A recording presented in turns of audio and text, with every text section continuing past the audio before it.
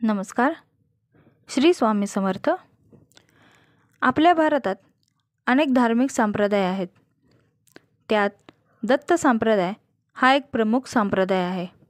यालाच अवधूत संप्रदाय असेही संबोधले जाते. दत्तात्रेय हे त्यांचे आराध्य दैवत होय. केशव तर्णे लिहितात, दत्त गोरक्ष संवाद, सह्याद्री वर्णन, सह्याद्री महात्म्य, दत्त भार्गव संवाद इत्यादी दत्त संप्रदायाचे मान्यताप्राप्त ग्रंथ असून याशिवाय दिव्य व दैवी परंपरेने चालत आलेल्या मूळ ग्रंथाचा शके 1480च्या सुमारास सरस्वती गंगाधरांनी केलेला विस्तार म्हणजेच श्री गुरुचरित्र हा ग्रंथ महाराष्ट्रात लोकप्रिय असून दत्त सांप्रदायिकांनी त्याला वेदाची मान्यता दिली आहे.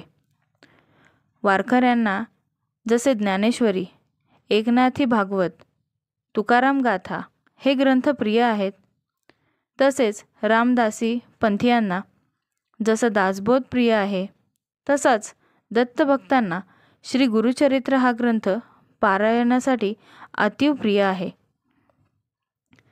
या ग्रंथाचे 52 अध्याय असून ओवी संख्या 7491 इतके आहे. काही ग्रंथात 53 अध्याय आहेत. त्याची विभागणी ज्ञानकांड, कर्मकांड, भक्तिकांड याचा समन्वय यात साधला असून या तीनही उपासनांसाठी मार्गदर्शन कसे आवश्यक आहे याचे अतिशय सुंदर आणि मर्मग्राही विवेचन ग्रंथकार्याने आपल्या ओघवत्या भाषेत केलेले आहे.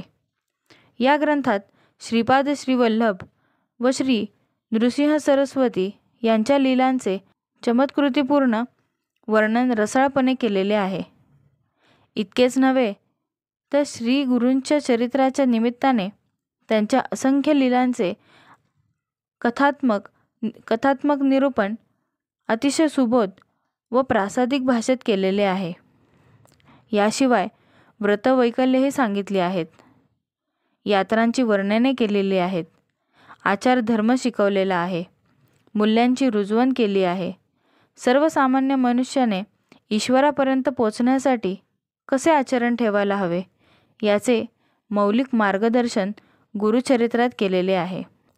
परमपूज्य टेंबेस्वामी महाराज सांगत असतात की दुसरी कोणतीही उपासना जमली नाही तरी गुरुचरित्रातील किमान 5 ओव्यांचे नित्यवाचन असू द्यावे. या दिव्य ग्रंथाचे पारायण कसे करावे? एखाद्या धार्मिक किंवा प्रासादिक ग्रंथाचे ठराविक मुदतीत विशिष्ट पद्धतीने अत्यंत श्रद्धापूर्वक वाचन करणे यालाच पारायण म्हणतात. पारायण नेहमी निष्काम असावे. परमेश्वराची उपासना नेहमी निष्काम भावनेने करावी. कारण भोग संपवण्यासाठी, कमी करण्यासाठी पारायण करू नये. भोग हे भोगूनच संपवावे लागतात. पारायणामुळे भोग संपवण्याची ऊर्जा मिळते.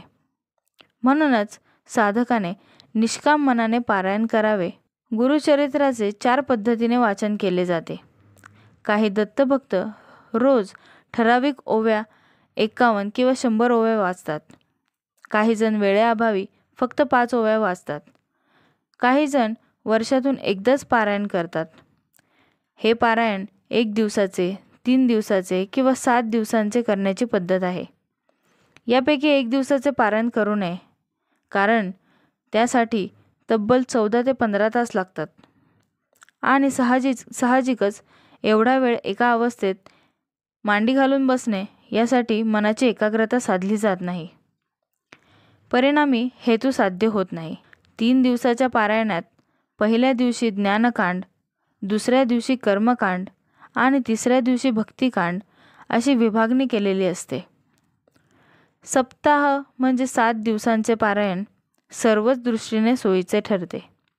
महिलांनी देखील या ग्रंथाचे वाचन केले तरी चालते. सोयर सूतक आणि मासिक धर्म टाळून ग्रंथ वाचन करावे. सप्ताहाच्या काळात दररोज किती अध्याय वाचावे?